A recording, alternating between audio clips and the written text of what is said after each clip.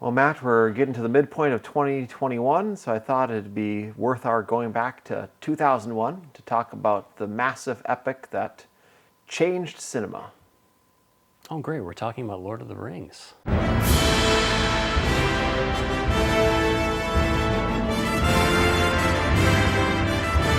Nope. Sorry. I should have been a little more specific. I meant to say we're talking about the Academy Award-winning war film from 2001. Oh, Ridley Scott's Black Hawk Down. That is a great film. Nope, I guess I need to be more specific. Pearl Harbor. We're talking about Pearl Harbor.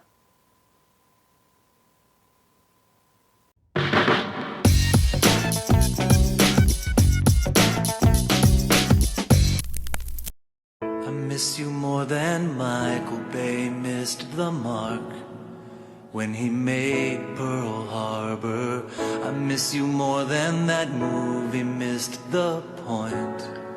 And that's an awful lot, girl. And now you've gone away. And all I'm trying to say is Pearl Harbor sucked. And I miss you.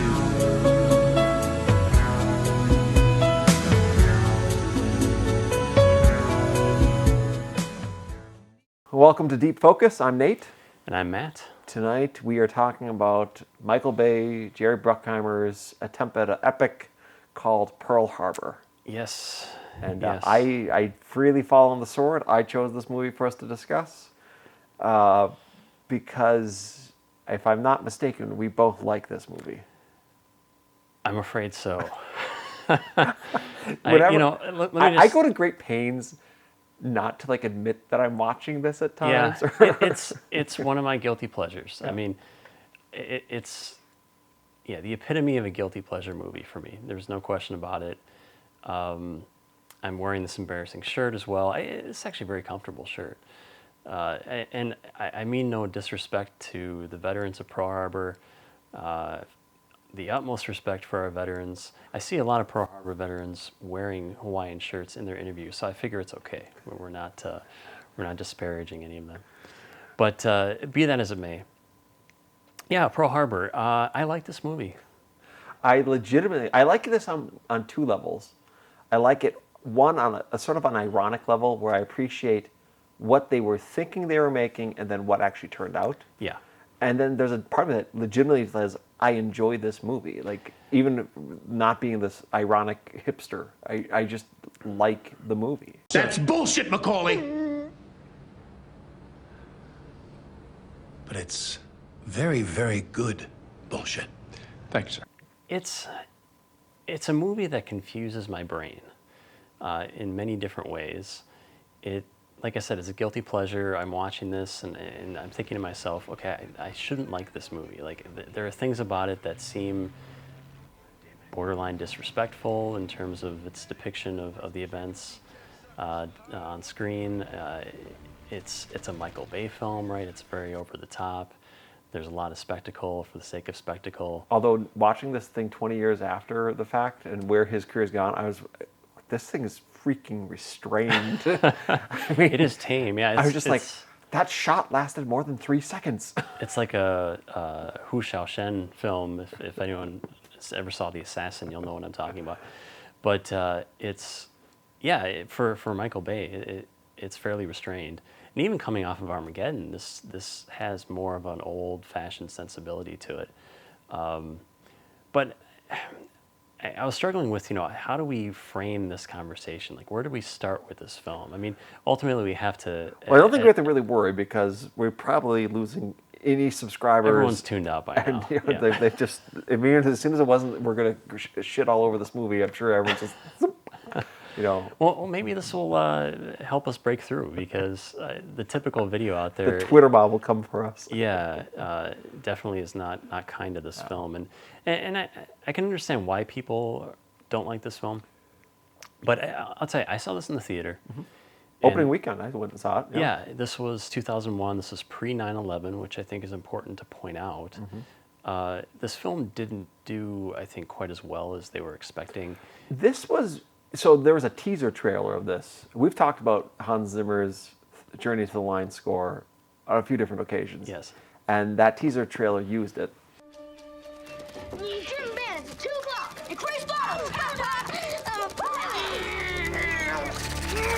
How long is America going to pretend the world is not at war? And made this film look like it was going to be the greatest movie ever made. I mean, honestly, that was the way people were actually kind of talking about it at that point. Yeah. I mean, maybe, I don't know what critics were saying, but in terms of just conversations with people, everyone's like, I'm looking forward to this film, not just as I'm looking forward to an action movie, like they were expecting to have a movie that was going to be the equivalent of a Saving Private Ryan or something of that nature. And that score on that trailer definitely gives that, because they I guess had some rights issues because there's a different version without it.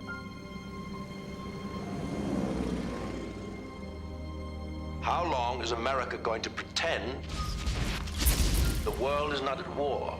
Yeah, they replaced it very, very quickly, and I think the version with the Thin Red Line music only really played in theaters. It is on YouTube. You can find it, and definitely if you compare those two trailers, you definitely see what that score did. But the visuals of it, everything about it, looked like this was going to be the epic to end all epics. For sure, and clearly they were trying to go for the Titanic formula here, and that's fine. It's a financial decision. I understand why they went that route. And we should say that Randall Wallace wrote the screenplay, the writer of Braveheart, which is I don't kind of have amazing problems to with this think about. screenplay. Danny, what the hell's that noise? You guys doing target practice or something? I think World War II just started. I don't Kind of have amazing problems to with this think about. screenplay. If the Japanese invade us right now, they would penetrate as far as Chicago before we could stop them. I don't Kind of have amazing problems to with this think about. screenplay. That's bullshit, Macaulay. Yeah. I know a lot of people do. I think with a different director, this screenplay would play very differently. Mm-hmm. I actually find it a better screenplay than the screenplay for Titanic. It's clearly, there's two films that this is clearly, I think, drawing from. Titanic, because Michael Bay is a huge James Cameron fan and Yeah. wants to aspire to be the next James Cameron. I think he's given up on that dream at this point. Spielberg too, but yeah, I mean he's I see more of the Cameron thing. I mean, even just for the way this film, yeah. Well, even just the way he acts on set, like this complete and total monster, which, Yeah. by the way, for anybody who really wants to punish themselves, get the 4-disc director's cut on this. Because One of there's the a most lot of good- amazing DVDs ever made. It is. actually, It's yeah. incredible packaging, and back in the day when special features were honest, Yeah. because you see some pretty ugly behavior from Michael Bay on that set. What are you doing, 67? Are you ever told to turn that line? No! You stay over there! Never, ever, ever go past there! You have dynamite there! Do you know what that does to your boat? It blows you the fuck up! Now get out of there! That boat there can never go there. Well, it's my responsibility! So you get the sense that he really takes a lot of cues from his understanding of James Cameron. Yeah. But it also, I think, is naturally going to be drawn in comparison to From Here to Eternity, which is similarly about the lead up to Pearl Harbor and the kind of drama on the base and the soldiers, and very different, right? And I think you can see that there are elements, even there's a scene where they're on a beach, you're kind of frolicking around. It was Yep. like, oh gosh, yeah, they really It's very were. evocative of that, yeah. Yeah, they really were taking things from Here to Eternity. But I look at the natural comparison of this and Titanic and go, Titanic's a better movie overall, but this does have a better screenplay. I mean, it has a more interesting love story, the way it plays out. Billy Zane in Titanic is just there to be a villain so that Kate Winslet can He's leave the him. And go to- Mustache twirler, yeah. yeah, so this one's more actually interesting. You know, what do you do? What do you do when someone you think dies and then you fall in love with somebody else and then they come back from a war? I mean, that's an interesting thing. It just happens to have a director who is tone deaf. Yeah, yeah. Well, I think we talked about this aspect before in terms of what makes this film interesting. You know, this film is very much a throwback, right? It's a 1940s/1950s style film with modern special effects. And that really shouldn't work. And other films have tried to do that. I mean, I think of Red Tails, for instance, that kind of went that route as well, and it really falls flat. And I was thinking to myself, why does this version of that sort of objective work? At least for me, it works. Yeah, a lot of people are going to say, well, Matt, it doesn't. But I'm with you. I think it does. It works on that level. And there's a sense, it's so strange because obviously it's a serious historical event, right? It's an event that requires a sense of reverence, I think, a sense of respect for those that did lose their lives. And I do think this film actually has that to a point. I think the intention is there. I think that Michael Bay clearly, like I said, tone deaf. Yeah. Doesn't know how to convey, like, the horror of war. I guess that's what I'm trying to say, is the intention is there. And some people may say that's not enough, but as long as the intention is there, I think that's worth something. That's bullshit, Macaulay! But this has a very Hollywood veneer to it, right? I mean, the love story takes up the first hour and a half of the film, essentially. It's like an hour and 20 minutes until the attack occurs, right? And it spends a lot of time with these characters and developing these characters and developing this relationship. And seeing it in the theater, people were invested in this film. I remember the environment very clearly. Like, people were into this movie. The hate of it wasn't there immediately. I did not get the sense that people were like, come on, let's get to the battle, kind of thing, which you would expect to be the case given how long, the film takes to get there. But the audience seemed really into this film. I remember enjoying it, seeing it in the theater there in 2001 and being quite affected by certain parts of this film. This may seem comedic to say. Say what you will about Ben Affleck and Kate Beckinsale and Josh Hartnett, and these people that a lot of people would say they're just there for their looks, right? Not groundbreaking, greatest performances of all time, but in a film that's trying to be a throwback to 1940s, 1950s war pictures, I think their performances are perfectly serviceable. I'm with you. I like the performances. I genuinely like them. I like the characters. I like the way they're being drawn out. I know there's the Team America song, Pearl Harbor Sucks, is a great song. I love it. I listen to it sometimes just for fun. And I get where it's coming from, but then, and it's like the Cuba Gooding needs a bigger part. Yeah. Need you like Ben Affleck needs acting school. He was terrible in that film. I need you like Cuba Gooding needed a bigger part. He's way better than Ben Affleck. But I go, what exactly would you say is the thing Ben Affleck does wrong here? Like, people say, oh, it sucked, but tell me what he does. He makes a likable character. He makes you feel for him when he comes back. I got picked up by a French fishing boat, and I was in occupied France, and I couldn't get word out. I'll tell you all about it, I promise. I'm fine, I'm okay. And I'm here now. I just want to see you. You get the sense of this man who truly has duty. There are some things where you go, perhaps it's too broad, the comedy, like the scene where he's gets the extra shot from Nurse Evelyn Johnson. You're like my hero now. Actually, my father was a pilot, and I've seen firsthand what happens when a pilot loses his wings. You know what? Your father's my hero then, too. In fact, as an officer, I think it'd be my duty to take my new hero's daughter out tonight just to die! Gosh, did I poke too deep? I think you hit the bone there. But the tone of that scene is so fun, though. But it's a comedy. It's just being enjoyable. It's a comedic scene. It's being entertaining. I think it's a very funny scene. And when they go out to New York City, that kind of nightclub scene, and that one soldier's putting the stuff under his eyes to make him cry. Yep. The total. I still laugh at that. Well, and I think that's honestly bit more performance. accurate than people might want to admit. I think Yeah. there is this idea that people have about that generation, about the men that went to war. Like, you have to talk about them in the most hallowed of terms. They could not possibly have been horn dogs. Yeah, they were. There's a lot of women that got pregnant by soldiers that went off to fight. They're mostly they're 19. teenage kids. I mean, if anyone went to college, you know what it's like. So this is not a surprise. And these are the kids that may very well die within the next year if they go, once they go to war. Of course, the war hadn't broken out at that point, but still. I think I think part of the reason why critics really beat the hell out of this movie and why audiences now beat the hell out of it is because you want your war films to be so serious and so like anti-war and so like the horror of war, and this film doesn't do any of that, right? Well, And- I guess that's kind of one of the questions I'm trying to get at. Like, does a war film have to be that way to, pay the proper respect to, events that have occurred? But it like, has- can you have, so Dr. Strangelove, for instance, is that dishonoring the memories of those who fought in the Cold War? In a sense, I'd say that could be argued to be more dishonorable because it's so satirical and setting up all of it, right? This isn't satirizing. This isn't trying to diminish what they did.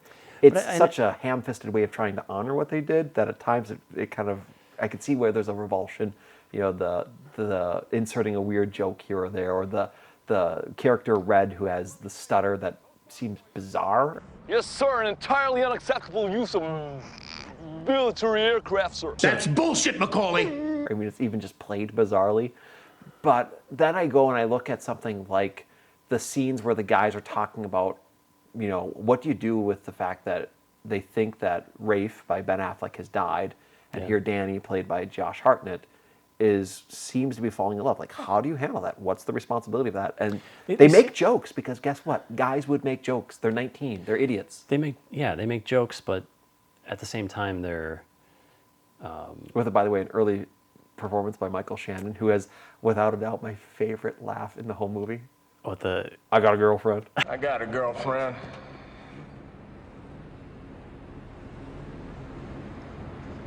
That's great. And the way they respond. That's a great bit. And then, ladies cloud the mind? Isn't that what he says at some point? It's like Mickey from Rocky. Women weaken legs. But, there's great little moments like that in this film that really stick out, that are very memorable. But And it has its moments that are serious. I think about Cuba Gooding Jr.'s character is based on the real life sailor. I can't remember the name of the man, unfortunately, the real sailor is based on, but actually did heroically, in the midst of the battle, shoot down a Japanese plane. And it takes seriously the fact that this man is not respected, that there is racism, that he is put down, he's not allowed to actually have a gun, right? They made me a cook. Not even that, I clean up after other sailors eat. 2 years, they never even let me fire a weapon. It has a very touching moment where he's encouraging the captain that's dying on the ship. And he's just saying, you've trained us, we'll do what we need to do. And there is something stirring in that moment, and the way he reacts when the man dies. I get moved. I legitimately am moved by Pearl Harbor. I feel like I need to, make some sort of public confession of error, but I do. But just from a filmmaking standpoint, as tone deaf as Michael Bay can be, this is a beautiful film. I mean, to look at. John visually. Schwartzman, cinematographer. I mean, there's some really stunning visuals in this film. You can't deny that. And I'm talking in-camera stuff. I'm not even talking about visual effects. And it integrates visual effects expertly in this movie, too. It really does. I mean, the use of CGI is blended very, very well. There's a lot of practical effects here, a lot of, use of partially built battleships on gimbals and miniatures and real planes and Zeros that they were flying through these sequences. And it shows. I mean, there's a real tangibility to a lot of the visuals, a lot of the battle sequences here that I think a lot of films don't have. One film I saw recently was Roland Emmerich's Midway, which really takes a lot of its tone from this film. And there's actually a Pearl Harbor sequence in that film. Pales in comparison to this in terms of the quality of the visuals and just the execution of that sequence. But, there's a film that I would argue actually does successfully, find that the right tone of being reverent toward the sacrifice of these men and the events of the battle itself, in the case of that film, the Battle of Midway, but also having this 1940s, 1950s sensibility to that film. So that's another film that I think people should check out. Definitely taking a page from this. that got panned as well. But I think people kind of miss the point when it comes to films like this. Again, I asked that question, can you be reverent toward an event and make something entertaining and fun and comedic? I think that is possible. Yeah, I mean, and what something is, that Titanic does that, and everybody loves Titanic and calls it a great film. How is something that that not shouldn't be a doing the same shameful thing, shouldn't be a shameful goal, I guess is the point I'm trying to make. Right. And that's the thing about this film that I think really gets ignored and gets overlooked. You know, is it the greatest film ever made? Certainly not. Or it goes into some weird places, like stuff where you go like, okay, this it's is bloated. Like, I mean, it's a 3-hour film. Utterly asinine. Like the whole stuff with John Voight's FDR is so comical. It's not supposed to be, but it is. And the whole like, let me stand up. Mr. President. Get back, George. Get back.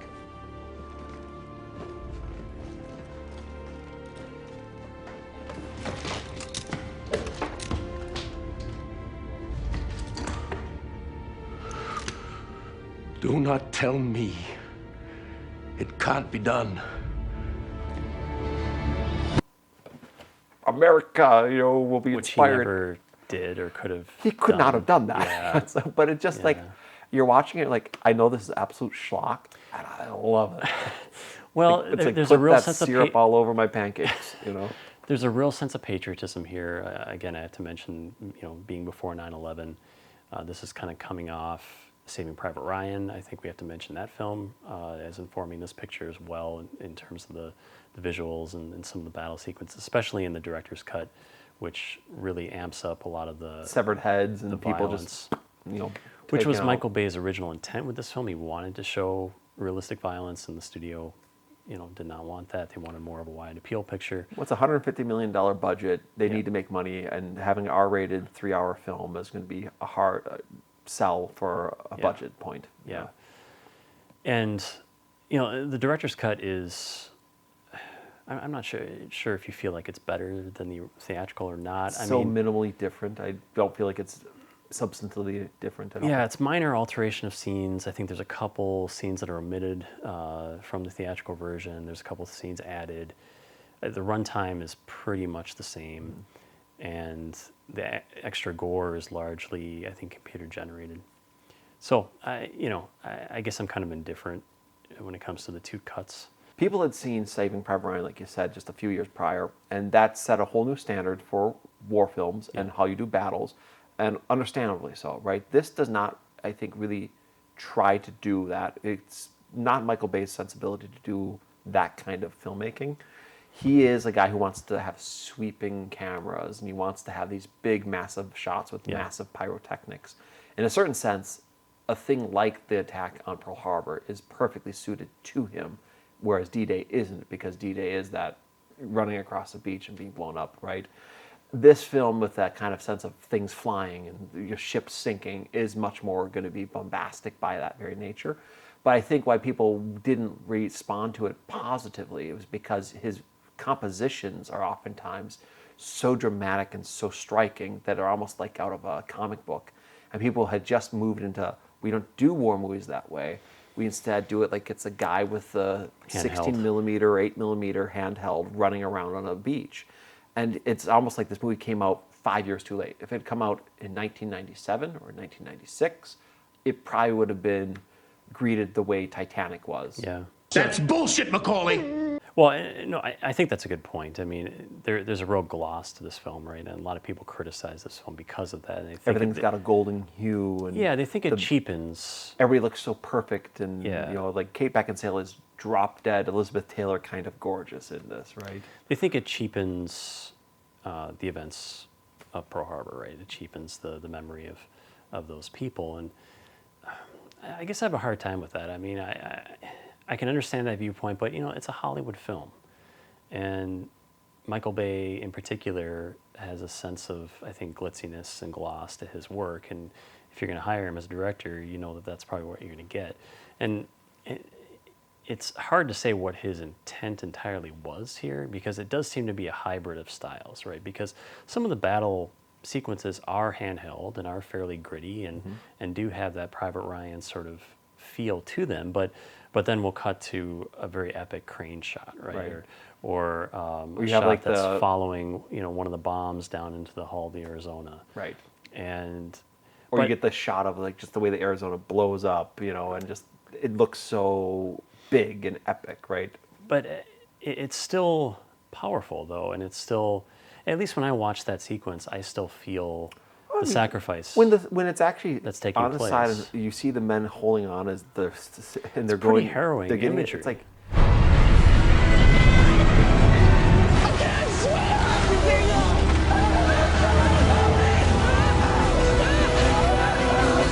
this is not something I look at as being any fundamentally different than a lot of other big epics would have been, whether it's Gone with the Wind with the big shot of the crane shot with the the men that are injured, or whether it's looking at some of the compositions that you have in a movie like Patton, where you have the tank formations and stuff like that. It just has a lot more viscerality because that's how Michael Bay makes a movie. And I think people have this sense that no, you're not supposed to make this movie this way. I don't think everything's supposed to be Saving Private Ryan in a war film. That probably achieves certain kinds of levels of realism because of its style that even times are not warranted, because Saving Private Ryan takes its own liberties with things too. But this film is just perfectly happy to celebrate Hollywoodness, and I don't mind a little bit of Hollywoodness. I think ultimately it comes down to people bashing Michael Bay more than bashing this movie. Because, I mean, how many other films have taken historical events and built a fictionalized story around them? I mean, countless films have done that. Like, why all of a sudden is it so forbidden to do so when it comes to this picture? I struggle with that, I guess. Well, and you're right. I mean, I do say, this is again where there is that part of me that enjoys it on an ironic level. Yeah, that exactly. I have to agree with recognize you on that Michael Bay clearly is tone deaf, and the perfect example of that is the romance that starts with Ben Affleck and Kate Beckinsale, and you have their date. A better director in terms of like more restrained and like knowing how to like have a little bit of romance, a little bit of humor, would have had just like them out there on the boat, on the side of the boat, and then maybe like they drop a little bit, right? But no, it's like he's got it that they drop and they have the whole thing, they nearly fall in. Well, the perfect little painting stand with the Christmas lights, and it's so kind of fairy tale-ish, right? Exactly. Or just like even like when they first meet and he's waiting for her afterwards. And I just wanted to put your mind at ease about passing me, because I really do think you did this country a service. I mean, I am a great flyer. And if you have a fault, which you obviously don't, it's modesty. No, if I have a fault, it's candor. You are just so... That cork just got away from me. So there's things like that where you go like, in an ironic way, I kind of love the fact that you thought you were having Jack and Rose with the two of them, and you didn't. But then I look at it and go, you made something much more fascinating, much more interesting when Rafe and Danny get back together and they have that fight. See, the Nazis, right? They're faster than you are, so they'll disappear and they get up in suit. They'll throw like a roll or a hammerhead, and they'll come around on your high side, shoot you from behind, like some Americans will.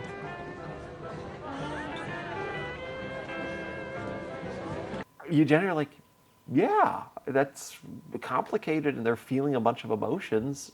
And just the way, the details, like the way it plays out with their other friends there, it's like they know what's going on, it's uncomfortable, and you see Red kind of turn away when they really confront each other, and those little details make it more realistic too. And people don't pay attention to those details, they just choose not to pay attention to it. Yeah, right? yeah. So there's a sense of character development, even beyond the leads here that I like quite a bit. But I mean, just getting back to that, the Pearl Harbor attack sequence, I still find it to be a very stunning sequence, even 20 years later. It's like 50 minutes long. It's compelling the whole way through. Even though, this film is grossly inaccurate when it comes to a lot of things, I mean, we do have to mention that, right? Like, There were no American airmen that fought in the Battle of Britain. There were some... And the British weren't going... A lot of people frown on the Yanks for not being in this war yet. I'd just like to say, if there are many more back home like you, God help anyone who goes to war with America. My God, you American Yanks are so much more powerful than us. If anybody goes to war with you, I'm just you. It's like this weird patriotism that's pandering there. Like it's like this British officer, like, my God, you're so much better than us. Yeah, it's pretty goofy. And by But I that time, do love that battle scene where they're fighting over the water. That is a great sequence. The visual effects there are amazing. It really makes you want a modern Battle of Britain film. Well, and that also, again, when I said, like, there's things about this where you go like, man, this is really restrained. That scene strikes me as Michael Bay got the tone and understood what he was doing there. Yep. And he balanced it out very dramatically. It's very cinematic, but it's also very frightening. You know, if you're in that situation, it captures the fear of a pilot in that situation. Absolutely, yeah. You get a sense of how cold it was up there, you know, and just the brutality and the terrifying nature of being in this tiny little plane. But in the Pearl Harbor sequence itself too, I mean, just the build up to that sequence, I think, is a stunning piece of filmmaking. Hans Zimmer, I think his score is very powerful here, but how restrained his score is at times as well. So that lead up, and you get some of those stunning shots of the Japanese planes, you know, flying through the canyons and through the mountains. And yes, like you said, historically inaccurate. You're like, yeah, they would have taken off when it was dark. Yes. And you know, if this is early Sunday morning, you wouldn't have kids out playing baseball and this and that. But it looks beautiful. And I don't think the planes would have been flying from inland either. Maybe they were, given the geography of Pearl Harbor, I'm not sure. But it makes for beautiful visuals. So what I think one of the things that maybe does hit people is like, this is stupid, was the whole, okay, how do we kind of make Pearl Harbor still kind of be a victory? Because Rafe and Danny get up in the planes and they go and shoot down like 6 or 7. Like that part you go like, you're going too far. Like all you need to have is like the crushing defeat. You want to kind of create these fictional characters to then go on the Doolittle's raid. Yeah. All right, fine, you know, that's where I guess I was thinking about this in relation to From Here to Eternity. It just ends with the Pearl Harbor, right? That's the climax. That's where it led to, and it ends. And it kind of ends with the sense of things didn't work out, and some died, and you know, there's a lot of emotional and thematic complexity there that isn't in this film. Yeah. This film wants to be simple and it wants to be rousing, so you can't end with the defeat. Which is also interesting why Michael Bay would have chosen Pearl Harbor, because he could have done probably any other battle if he wanted to do Midway, for example. I think he wanted to make his war epic. Yeah, but you could have done the same thing with a war epic and done it with the Battle of Midway or Battle of whatever, right? Yeah. It just was something he must have been stirred by, the stories of Pearl Harbor, or read something about it, or whatever it might have been.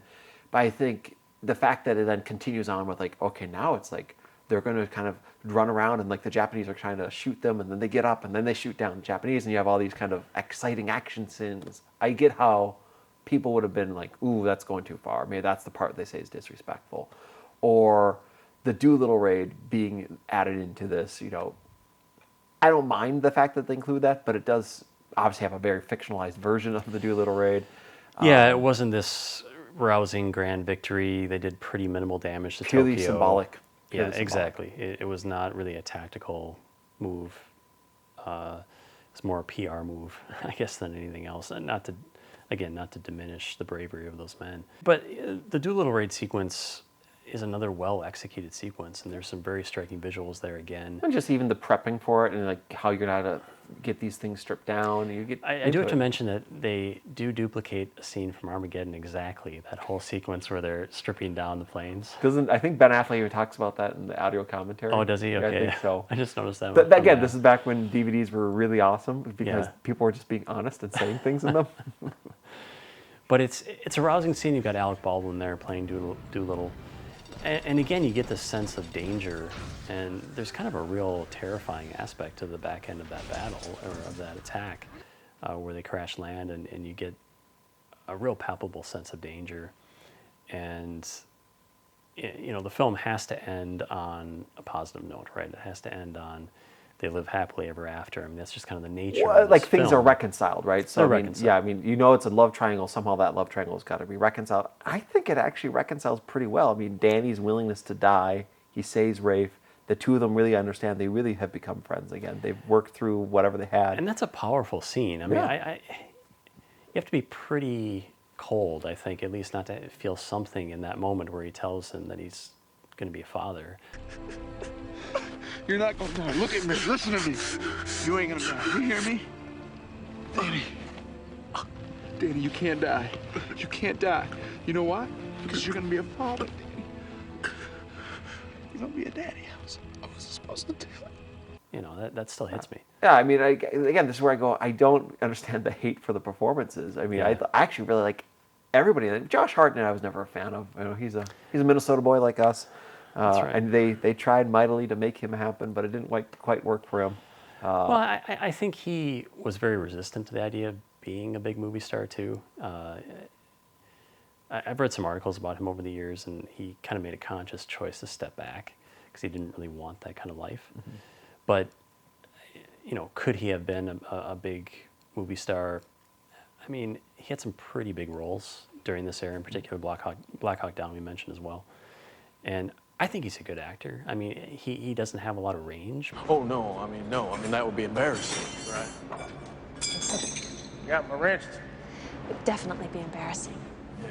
But I can't think of a performance I've seen from him that I thought I was never just bought him outright as the bad. heartthrob because he looks like a young Tommy Lee Jones. That was like... He kind of does, yeah. Yeah, I was like, why are they trying to make Tommy Lee Jones' illegitimate son into a... I'm going to start that internet rumor right there. So go and tweet about that. But no, I just never bought him in that role. I thought he was fine in this movie in terms of the performance and everything. I didn't mind it, but in terms of like the movie star thing that he was kind of being catapulted towards, I was like, oh, Sure. I don't see it. But I think let's just maybe talk about the nature of the love story here. I just because we've hit on it a little bit, but I just think to highlight again how it's much more grounded and realistic than a lot of the emotions you find in most love stories in these kinds of movies.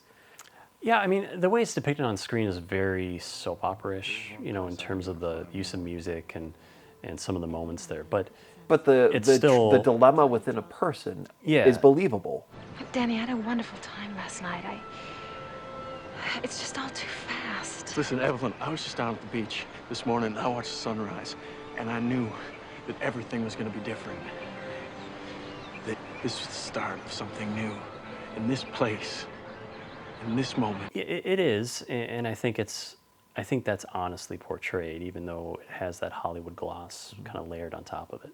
I mean, and I know everyone's like, "Wow, the beautiful people having such hard lives," right? You know, but I mean, it is, I think, fine to have a kind of romanticized portrayal of things. I don't mind that. Well, we kind of our conversation on Royal Tenenbaums, the podcast we did.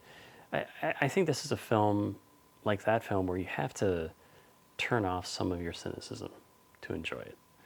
And I really think if you're able to do that, there's a lot to enjoy here. There's a lot that's entertaining. And I would argue that it's not entirely disrespectful to the memory of Pearl Harbor and the men and women that lost their lives. But, you know, could there be a better depiction of Pearl Harbor, something that's more reverent? There is. It's called Tora Tora Tora. Well, okay. Check it out. It's a great movie. Tora Tora Tora. Kurosawa was supposed to be involved. Yeah. I would still argue there's a lot to like about this film. I would still argue that I think the intent was there to honor those that were involved in the real events. And, you know, what's wrong with being entertained? Well, I get that this is something that's, I guess, an unpopular opinion. I don't give a shit. I'm willing to come out and just say flat out, not only do I like this movie, I'm even willing to call it a good movie. That's bullshit, Macaulay!